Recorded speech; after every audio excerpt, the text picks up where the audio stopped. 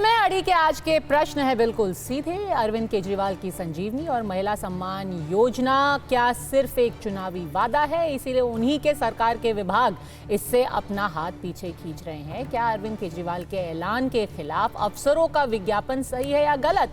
क्या दिल्ली सरकार के अफसर अपने ही मंत्री से विद्रोह कर रहे हैं या फिर सिर्फ चुनाव जीतने का फंडा ही है संजीवनी और महिला सम्मान योजना? और क्या भारतीय जनता पार्टी खुद अपने पूर्व सांसद से महिलाओं में पैसे बंटवा रही है, पर इल्जाम आम आदमी पार्टी पर लगा रही है? शहजाद पूनावाला प्रवक्ता भारतीय जनता पार्टी के हमारे साथ जुड़ गए हैं। राजेश गुप्ता आम आदमी पार्टी से थोड़ी देर में ही जुड़ेंगे। वरिष्ठ पत्रकार राजेश जोशी हमारे साथ हैं और शुभ्रास्ता संस्थापक द चर्न की भी हमारे साथ जुड़ जाएंगी। शहजाद पूनावाला, ये बता दीजिए पहले कि प्रवेश वर्मा जी के घर के बाहर महिलाएं 1100 रुपए एक लिफाफे में दिखा रही हैं। आम आदमी पार्टी का कहना है आप तो धड़ल्ले से पैसे बांट रहे हैं दिल्ली में और उनकी योजनाओं में टांग अड़ा रहे हैं। आज पद्मजा जी मुझे बहुत खुशी हो रही है कि आपके शो का अवसर मिला, क्योंकि आप पूरी शांति से बात सुनती है। परवेश वर्मा जी की ये जो संस्था है राष्ट्रीय स्वाभिमान संगठन, इसका मैं भी सदस्य और हिस्सा रहा हूँ। हम 25 साल से, और एपीजे अब्दुल कलाम साहब ने इसको लॉन्च किया।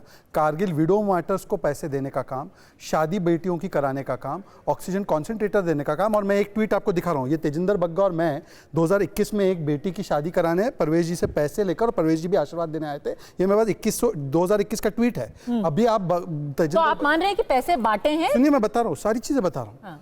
परवेश वर्मा जी अभी कोई कैंडिडेट नहीं है चुनाव के, ना एमसीसी लागू हुआ है। ये सारे जो रिस्ट्रिक्शंस आते भी है तो ये तब आते जब एमसीसी लागू हो। अगर परवेश वर्मा जी, एमसीसी मतलब मॉडल कोड ऑफ कॉन्डक्ट, अगर परवेश वर्मा जी जो बेटियों को उनका अधिकार मिला नहीं है केजरीवाल जी की तरफ से, अगर उनकी सहायता शादी के पैसे खर्च करके या गैस सिलेंडर देकर या किसी और तरीके से करना चाहते, कोई रोक है किसी नागरिक पर? और जाट समुदाय के बेटे को उन्होंने देशद्रोही कहा है ट्वीट में। ये जाट समुदाय, वो कह रहे हैं आप वोट खरीदने की कोशिश कर रहे हैं। उसके बाद लिखा है कि साहेब सिंह वर्मा शर्म करो, तुम्हारा बेटा देशद्रोही है। ये उनका ट्वीट है। मतलब जाट समुदाय का एक सपुत्र एक देशद्रोही हो सकता है, ये कह रहे जो देश के लिए कुर्बान होते हैं। एक जाट समुदाय के हमारे वाइस प्रेसिडेंट का भी मखौल और इनका भी मखौल। अब मैं आना चाहता हूँ दूसरे पॉइंट पर। ये आज इसलिए कर रहे हैं क्योंकि इनको डाइवर्ट करना है। किससे? आज बहुत बड़ा धोखा हुआ है पद्मजा जी। पहली बार देश के इतिहास में अपनी ही सरकार के आतिशी जी के 2 विभाग, ये किसके विभाग थे? WCD एंड हेल्थ मिनिस्ट्री, आतिशी जी के।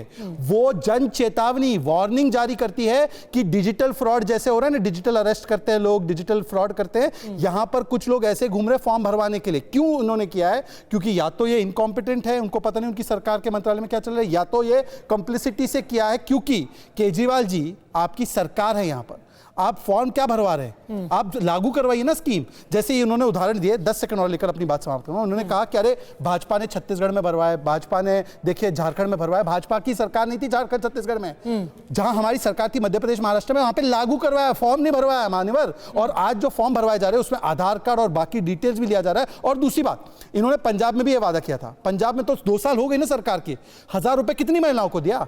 3000 कितने अनएम्प्लॉयड लोगों को दिया? उसका आंकड़ा नहीं है। ये वही लोग हैं जिन्होंने कहा पॉल्यूशन मुक्त कर देंगे, नहीं किया। यमुना को साफ कर देंगे, नहीं किया। 500 नए स्कूल बना देंगे, नहीं बनाए। 24 नए अस्पताल बना देंगे, नहीं बनाए। 20 नए यूनिवर्सिटी दे देंगे, नहीं किया। यूरोपियन स्टैंडर्ड के रोड बना देंगे। तो हर वादा तोड़ने के बाद आज धोखाधड़ी किया। जब उन्हीं की सरकार ने इसको विसल ब्लो किया तो हम पे आरोप लगाते और जाट समुदाय का अपमान किया है। ठीक है, विसल ब्लोअर आप कह रहे हैं, पर आम आदमी पार्टी कह रही है ये तो आपका दबाव है। राजेश जोशी जी, आपने कभी ऐसा देखा है कि सरकार का ही कोई विभाग एक इश्तिहार निकाल करके अखबारों में छपवा देता? और क्या शब्दों का चयन देखिए, वो कह रहे हैं कोई ऐसी योजना अस्तित्व नहीं है, इसलिए इस गैर मौजूद योजना के तहत पंजीकरण के लिए फॉर्म आवेदन के स्वीकार करने का सवाल ही नहीं उठता है। जो भी ऐसी जानकारी एकत्र कर रहा है वो धोखाधड़ी कर रहा है। कौन ये जानकारी एकत्र कर रहे हैं? खुद जो सरकार में है, और उसको सरकार का विभाग धोखाधड़ी कह रहा है। ये तो अप्रत्याशित, अभूतपूर्व, मुझे तो याद नहीं है कि बिल्कुल अकल्पनीय था ये पहले। राजेश जी, ये ऐसा लग रहा है ये नॉर्थ ईस्ट के स्टेट्स में एक स्टेट की पुलिस दूसरे स्टेट की पुलिस के आमने सामने हुई थी अभी कुछ साल पहले, और गोलियां चली थी दोनों में। ऐसा लग रहा था गृह युद्ध की स्थिति आ गई है। दिल्ली में इस वक्त जो हो रहा है वो भी नेशन स्टेट का चरमराना है। ये केंद्र और राज्य संबंधों पर बहुत लंबे समय तक इसका असर पड़ेगा। ऐसा लग रहा है वो जो भाषा, जो 2 इश्तिहार निकाले हैं डिपार्टमेंट्स ने, ऐसा लग रहा है कि दिल्ली में कोई ये जहर खुरानी गिरोह है या कोई जो है वो कच्चा बनियान गिरोह है, वो कोई साजिश कर रहा है और साजिश करके वो फॉर्म भरवा रहा है। अरे भाई, वो संविधान के तहत एक चुनी हुई सरकार का मुख्यमंत्री, पूर्व मुख्यमंत्री है और मौजूदा मुख्यमंत्री है। अगर उनसे कोई इख्तलाफात हैं भी, अगर कोई विरोध है, तो ये सब पब्लिक में जिस तरह से लड़े जा रहे हैं, ये राष्ट्र राज्य जो भारत का स्टेट है, इंडियन स्टेट, उसके लिए ठीक नहीं है। न भारतीय जनता पार्टी ठीक कर रही है, न आम आदमी पार्टी ठीक कर रही है। दोनों के अपनी अपनी वोटर्स को मोबिलाइज करने के लिए इस तरह की बात कह रहे हैं। और पर ये इश्तिहार तो ना तो भाजपा का है ना आम आदमी पार्टी का है। दो सरकारी विभाग इश्तिहार निकाल रहे हैं और कह रहे हैं कि ये गलत हो रहा है जो हो रहा है। मई 2023 में वाई.वी. चंद्रचूड़ जो है, उनकी अध्यक्षता में कॉन्स्टिट्यूशनल बेंच ने एक फैसला दिया था कि दिल्ली सरकार की ब्यूरोक्रेसी दिल्ली की चुनी हुई सरकार के अंडर में होनी चाहिए, उसके नियंत्रण में होनी चाहिए, ये उन्होंने कहा था।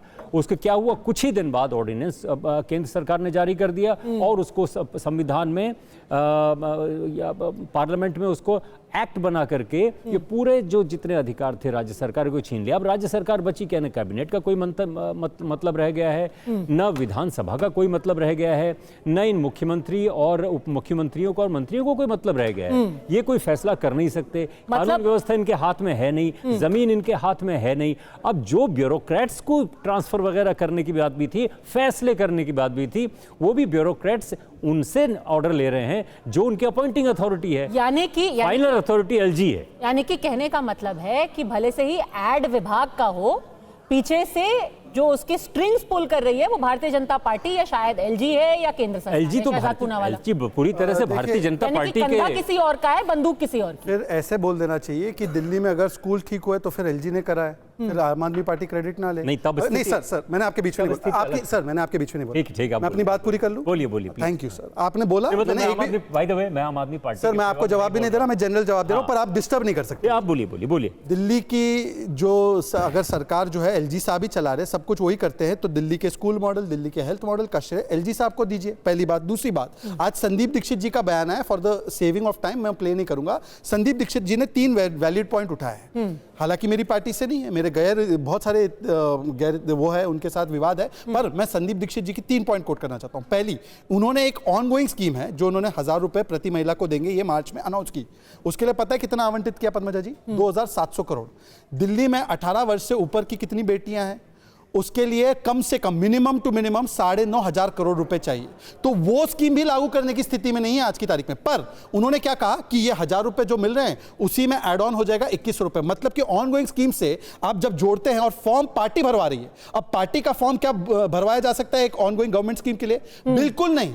और पार्टी फॉर्म देके, अभी संजय सिंह जी मेरे साथ दूसरे चैनल पे थे, वो कह रहे कि हम जो डेटा इकट्ठा कर रहे हैं वो हम सरकार को देंगे ताकि उसको एक्सेप्ट किया जा सके। मुझे बताइए कि ये अनप्रेसिडेंटेड है कि पार्टी आधार कार्ड ले किसी का, पार्टी प्राइवेट डिटेल्स दे और फिर सरकार की सो कॉल्ड स्कीम में उसको जोड़ दे। और जहां पंजाब में स्कीम चल रही है उसमें कितने लोगों को दिया, उसका जवाब नहीं। पंजाब में 3000 रुपए और 1000 रुपए कितनी महिलाओं को दिया, कितने अनएम्प्लॉयड को दिया, उसका जवाब दीजिए ना।